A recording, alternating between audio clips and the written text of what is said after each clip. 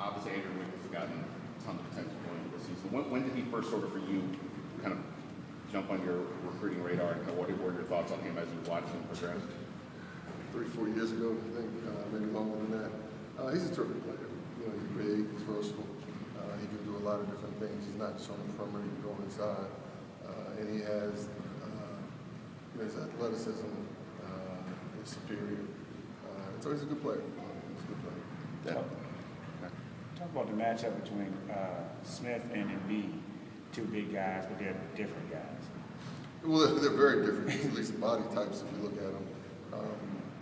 But much like, they between Embiid and Black, and they move guys in and out, and Josh is going to be in and out. So I don't think I'm looking at it as those two going head to head, but they obviously will spend probably quite a bit of time on the court together. And I think that they both are probably capable of guarding each other. So I'm not, I don't know what Self is doing. I'm not going into this looking at this as the Josh Smith versus Embiid show. What's your biggest challenge in this game coming Saturday? There are a lot. I mean, they're a very good team. They're one of the more talented teams in the country. They have one of the better coaches in the country. It's one of the more difficult venues in the country to play. And so there's a lot of challenges. Have you ever been in Allen Fieldhouse as a player or coach or spectator? I've been as a coach. Yeah. Yes. And how would you describe the game day atmosphere? That's good. It's very good. Good for Kansas, I assume? Or? Most of the time. I mean, their fans are terrific. They're right on top of you. It's a loud environment. And so I always say, when our building is crowded and rocking, it's tangible. It's worth points on offense and stops on defense. And I'm sure they would say the same thing.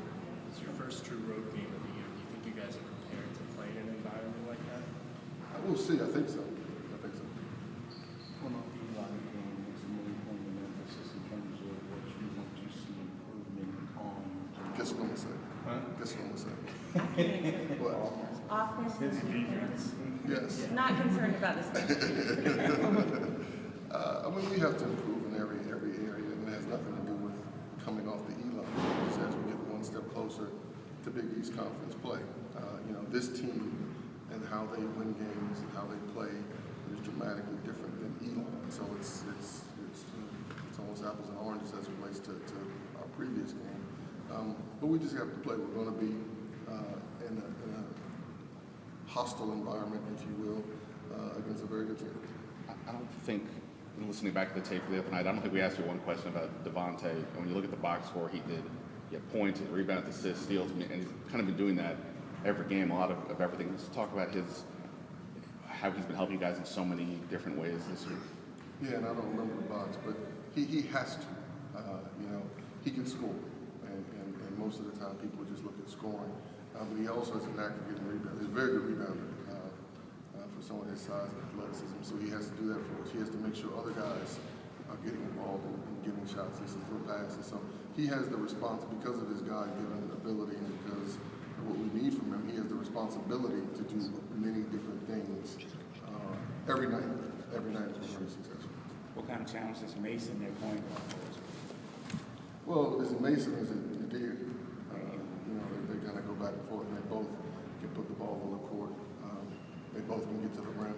They both are very unselfish. And so those two, I think, are similar. But they pose problems. They pose problems as facilitators as well as scorers. I know you go to the Peach Jam tournament. That game that Wiggins had a couple years ago was the one that seemed to take him to incredible heights. Were you there for that game? It was him against Julius Randle. It seemed that he was so dominant that became the game. Everybody said he's the next. I don't remember. Pick up with Black, do you think that's kind of fortified their front line? It's no doubt. I mean, you get a guy, a fifth-year guy who has won, who knows how to play. You watch the tapes, you constantly see him talking, whether it's on the court, on the bench. And so I think his presence, as an outsider looking in, I think his presence and his understanding has helped with such a young team. Defensively, what do you think you're expecting from them? What type of schemes do they typically roll out? Have you watched them? A little bit. What do they normally do? Pull out man, up tempo. That's what they do. That's what they do. They play man-to-man. We expect a man. They'll mix in a little zone, but not really. How would you characterize Markel's season to date? You know, you asked a question, so I think it's going okay. But you know that Kenny Rogers song, The Gambler, where you don't never count your money when you're sitting at the table. There'll be time enough for count when the deal is done. Yeah. So it's too early to start analyzing how his season is. Right, that's why I said season to date. That's the only reason why I said he's doing okay. Anything else? Well, if I could add to that, in terms of, How did he say it? Because you let her talk to him for too long, by the way. I'm sure he gave you a mouthful. How did he say I his honestly don't know that we talked about his sense of how he's doing. He was too busy filling you in on everything else to No, you believe me, he is well coached in all regards. Doing interviews and playing. So, do not fear. and a lot of that he got before he got here. That could be. But in terms of his understanding of what you want, communicating with his teammates, being an extension of you, is the answer still he's doing okay, or is there anything you can amplify about that leadership aspect of his game? No, he's a senior who's played steady minutes for 4 years now. And so he understands, in as much as each year is very, very different, he understands what we're trying to do. He understands the bigger picture. You know, as always happens, you know, the sense of urgency of the seniors is heightened as it relates to the freshmen who think you're going to be in college forever. And he has that sense of urgency. And I say that positive, I don't mean the sense of urgency as if it's negative, but he has that sense of urgency and understanding how everything must be right. And he has a way of conveying that to his teammates. You know that sense of urgency, Monica? Yeah, I remember. Moses, but he got limited playing time last You year. actually had after the game. No, I didn't. Somebody did.